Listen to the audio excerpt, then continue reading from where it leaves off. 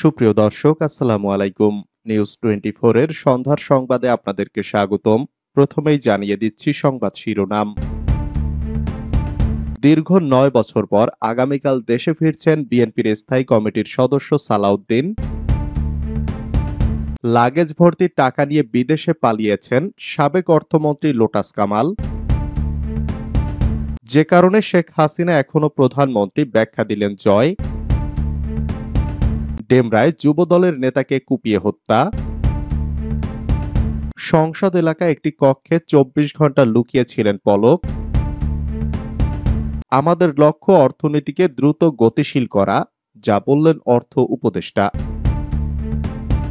এতক্ষণ শুনছিলেন সংবাদ শিরোনাম। পুরো খবর পেতে ভিডিওটি শেষ পর্যন্ত দেখুন। সর্বশেষ সংবাদ পেতে চ্যানেলটি সাবস্ক্রাইব করুন। এবার বিস্তারিত। আগামীকাল দেশে ফিরছেন বিএনপির স্থায়ী কমিটির সদস্য সালাউদ্দিন। ভারতে ৯ বছর ধরে অবস্থানের পর বিএনপির স্থায়ী কমিটির সদস্য সালাউদ্দিন আহমেদ আগামীকাল রোববার দেশে ফিরছেন। বিএনপি চেয়ারপারসনের মিডিয়া উইংয়ের কর্মকর্তা সাইরুল কবির খান আজ শনিবার বিষয়টি নিশ্চিত করেছেন।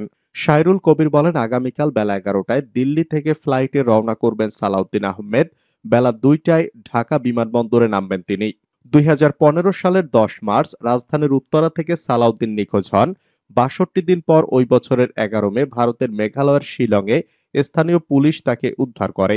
ভারতের পুলিশের পক্ষ থেকে তখন বলা হয়েছিল, সালাউদ্দিন শিলংয়ে উদ্ভ্রান্তের মতো ঘোরাঘুরি করার সময় লোকজনের ফোন পেয়ে তাকে আটক করা হয়। সালাউদ্দিনকে আটক করার পর বৈধ নথিপত্র ছাড়া ভারতে প্রবেশের অভিযোগে দেশটির ফরেনার্স অ্যাক্ট অনুযায়ী মামলা করে মেঘালয় পুলিশ। একই বছরের ২২ জুলাই ভারতের নিম্ন আদালতে আনুষ্ঠানিকভাবে তার বিরুদ্ধে অনুপ্রবেশের দায়ে অভিযোগ গঠন করা হয়। সেই মামলায় নিম্ন আদালতের রায়ে ২০১৮ সালে সালাউদ্দিন খালাস পান। ভারত সরকার রায়ের বিরুদ্ধে আপিল করলে সালাউদ্দিনকে সেখানেই থাকতে হয়। ২০২৩ সালের ২৮ ফেব্রুয়ারি আপিলেও খালাস পান সালাউদ্দিন এবং আদালত তাকে দেশে ফেরত পাঠানোর নির্দেশ দেন। এরপর ওই বছরের ৮ মে সালাউদ্দিন ভ্রমণ অনুমোদনের জন্য ভারতের আসাম রাজ্য সরকারের কাছে আবেদন করেন। আবেদনে তিনি বলেন, ২০১৫ সাল থেকে তিনি ভারতে আটকে আছেন। দেশটিতে তার বিরুদ্ধে যে অনুপ্রবেশের মামলা হয়েছিল, সেই মামলায় আদালত তাকে খালাস দিয়েছেন। আবেদনে সালাউদ্দিন আরও উল্লেখ করেন, ২০১৬ সালের ১১ জুলাই তার পাসপোর্টের মেয়াদ শেষ হয়েছে। ভারতে থাকার কারণে তিনি নিজের পাসপোর্ট নবায়নের সুযোগ পাননি। ভ্রমণ অনুমোদন দেওয়া হলে তিনি নিজের দেশে ফিরতে চান এবং দেশবাসী ও পরিবারের সদস্যদের সঙ্গে মিলিত হতে চান। লাগেজ ভর্তি টাকা নিয়ে বিদেশে পালিয়েছেন সাবেক অর্থমন্ত্রী লোটাস কামাল। মন্ত্রিত্ব পাওয়ার পর থেকে নিজেকে কুমিল্লা ১০ আসনের একমাত্র অভিভাবক বলে দাবি করতেন সাবেক অর্থমন্ত্রী আহম মুস্তফা কামাল ওরফে লোটাস কামাল।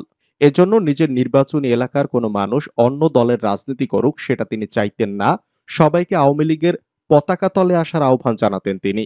তার এই আহ্বানে সাড়া দিয়ে বিএনপি জামায়াতের যেসব নেতা স্বেচ্ছায় আওয়ামী লীগে যোগ দিয়েছিলেন, দলে বড় পদ ও জনপ্রতিনিধির চেয়ারে বসিয়ে তাদের পুরস্কৃত করেছিলেন তিনি। আর যারা তার আহ্বানে সাড়া দেননি, তাদের দলীয় ক্যাডার বাহিনী দিয়ে পিটিয়ে এলাকা ছাড়া করা ছিল তার নিত্যদিনের কাজ। শুধু তাই নয়, আওয়ামী লীগের সাবেক এই অর্থমন্ত্রী ক্ষমতার দাপট দেখিয়ে মানুষের মত প্রকাশের স্বাধীনতাও কেড়ে নিয়েছেন বলে অভিযোগ রয়েছে। যদিও আওয়ামী লীগ ক্ষমতায় থাকাকালে এসব বিষয় নিয়ে ভয়ে মুখ খোলেননি কেউ। স্থানীয়দের সঙ্গে কথা বলে জানা গেছে, লোটাস কামালের দাপট ছিল সব মহলে। সরকারি বেসরকারি কর্মকর্তা থেকে শুরু করে শিক্ষকদেরও তার রোষানলে পড়তে হয়েছে। তার কথা না শোনায় অনেককে বাড়ি ও কর্মস্থল থেকে তুলে নিয়ে প্রলোভন ও হুমকি দিতেন। দলীয় নেতাকর্মীদের ভাষ্য, লোটাস কামাল অন্য দলের নেতাকর্মীদের নিজ দলে ফেরাতে গিয়ে আওয়ামী লীগের ত্যাগী নেতাকর্মীদের অবমূল্যায়ন করতেন। এছাড়া রাজনীতি নিয়ন্ত্রণ ও লুটপাট করতে গড়ে তোলেন নিজের সিন্ডিকেট, যার নেপথ্যে ছিল তার দুই ভাই ভাইজা ও পিএস। ২০১১ সালে শেয়ার বাজার লুটে স্ত্রী ও মেয়েদের কাজে লাগান সাবেক এই অর্থমন্ত্রী। দেশের টাকা পাচার করে বিদেশে গড়েছেন সম্পদের পাহাড়। তবে লোটাস কামাল নিজের নামে অর্থ সম্পদ বেশি রাখেননি, স্ত্রী ও মেয়েদের নামে হস্তান্তর করেছেন। গত জাতীয় সংসদ নির্বাচনের হলফনামা থেকে এই তথ্য জানা গেছে। গত ৫ই আগস্ট ছাত্র জনতার গণ আন্দোলনের মুখে আওয়ামী লীগ সরকারের পতন ও সাবেক প্রধানমন্ত্রী শেখ হাসিনার পদত্যাগের পরপরই গোপনে টাকার বস্তা নিয়ে সিঙ্গাপুরে পালিয়ে যান সাবেক এই মন্ত্রী। তার সঙ্গে ছিলেন তার ছোট মেয়ে ও কুমিল্লা ভিক্টোরিয়ান্সের চেয়ারপারসন নাফিজা কামাল সহ পরিবারের কয়েকজন সদস্য। সরকার পতনের খবর পেয়ে ওই দিন সারা দেশের মতো কুমিল্লা সদর দক্ষিণ, লালমাই ও নাঙ্গলকোটেও মুক্তিকামী ছাত্র জনতাও রাস্তায় নেমে আসে। তারা লোটাস কামালের সিন্ডিকেট রাজনীতির বিরুদ্ধে বিক্ষোভ মিছিল করে। বিএনপির সাবেক এমপি মনিরুল হক চৌধুরীর নিষেধাজ্ঞার কারণে বিক্ষুব্ধ জনতা লোটাস কামালের বাড়িতে হামলা করতে গিয়ে ফিরে আসে বলে জানা গেছে। এ সময় বিক্ষুব্ধ জনতা বলতে থাকেন, জনবিচ্ছিন্ন এক জালিমের হাত থেকে সৃষ্টিকর্তা আমাদের রক্ষা করেছেন। লোটাস কামাল বিদেশে সম্পদের পাহাড় গড়েছেন দুর্নীতির টাকায়। দুদকের উচিত তদন্ত করে দেশের সম্পদ ফিরিয়ে আনা।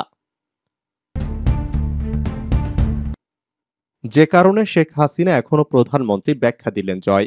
সাবেক প্রধানমন্ত্রী শেখ হাসিনার ছেলে ও উপদেষ্টা সজীব ওয়াজেদ জয়ের দাবি, মা প্রধানমন্ত্রী পদ থেকে পদত্যাগ করেননি এবং সরকার বিরোধী বিক্ষোভকারীরা তার সরকারি বাসভবন গণভবনের উদ্দেশ্যে রওনা দেওয়ায় তিনি চলে যান। রয়টার্সকে দেওয়া এক সাক্ষাৎকারে এ দাবি করেন জয়। রয়টার্সের প্রতিবেদনে বলা হয়, কোটা সংস্কার আন্দোলনে প্রায় ৩০০ মানুষ নিহত হওয়ার পর সোমবার থেকে নয়াদিল্লিতে আশ্রয় নিয়েছেন হাসিনা।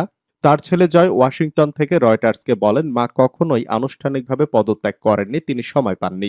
তিনি আরো বলেন, একটি বিবৃতি দিয়ে পদত্যাগ করতে চেয়েছিলেন, কিন্তু বিক্ষোভকারীরা প্রধানমন্ত্রীর বাসভবনের দিকে মিছিল নিয়ে যেতে শুরু করে।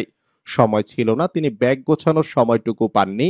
যতদূর জানি সংবিধান অনুযায়ী তিনি এখনো বাংলাদেশের প্রধানমন্ত্রী। তিনি বলেন, প্রেসিডেন্ট সামরিক প্রধান ও বিরোধী রাজনৈতিকদের সঙ্গে আলোচনা করে সংসদ ভেঙে দিয়েছেন, কিন্তু প্রধানমন্ত্রী আনুষ্ঠানিকভাবে পদত্যাগ না করায় তত্ত্বাবধায়ক সরকার গঠনকে আদালতে চ্যালেঞ্জ করা যেতে পারে। জয় বলেন, আওয়ামী লীগ দল আগামী নির্বাচনে প্রতিদ্বন্দ্বিতা করবে এবং নির্বাচন আগামী ৩ মাসের মধ্যে হতে হবে। তিনি বলেন, আমি নিশ্চিত আওয়ামী লীগ ক্ষমতায় আসবে, তা না হলে আমরা বিরোধী দল হব, যাই হোক ভালো হবে। ডেমরায় যুবদলের নেতাকে কুপিয়ে হত্যা। রাজধানীর ডেমরায় স্থানীয় যুবদল নেতা সাইদ আহমেদকে কুপিয়ে হত্যা করেছে দুর্বৃত্তরা। গতকাল শুক্রবার দিবাগত রাত 12:30টার দিকে তিনি মারা যান। ময়নাতদন্তের জন্য সাইদ আহমেদের মরদেহ ঢাকা মেডিকেল কলেজের মর্গে রাখা হয়েছে। প্রথম আলোকে এ তথ্য নিশ্চিত করেছেন ঢাকা মেডিকেল কলেজ হাসপাতালের পুলিশ ফাঁড়ির পরিদর্শক মোহাম্মদ বাচ্চু মিয়া। নিহত সাইদ আহমেদ ৬৭ নম্বর ওয়ার্ড যুবদলের আহ্বায়ক ছিলেন। সাইদ আহমেদের মামা আপেল মাহমুদের ভাষ্য অনুযায়ী যুবদলের একটি কর্মসূচি শেষে তার ভাগ্নে সাইদ গতকাল সন্ধ্যায় ডেমরার ওরিয়েন্টাল স্কুল মোড় এলাকায় বাসায় ফিরছিলেন। পথে স্থানীয় ছাত্রলীগ ও যুবলীগের আনোয়ার আকবর, রনি সালাম সহ ২০ থেকে ২৫ জন সাইদের উপর হামলা চালান। এ সময় ধারালো অস্ত্র দিয়ে কুপিয়ে তাকে ফেলে যান তারা। সংসদ এলাকায় একটি কক্ষে ২৪ ঘন্টা লুকিয়েছিলেন পলক। ছাত্র জনতার আন্দোলনের মুখে শেখ হাসিনা গত ৫ই আগস্ট প্রধানমন্ত্রীর পদ থেকে পদত্যাগের পর দেশ ছেড়ে চলে যান। এর প্রায় ২৪ ঘন্টা জাতীয় সংসদ ভবন এলাকার একটি কক্ষে আত্মগোপনে ছিলেন সাবেক ডাক, টেলিযোগাযোগ ও তথ্য প্রযুক্তি প্রতিমন্ত্রী জুনায়েদ আহমেদ পলক।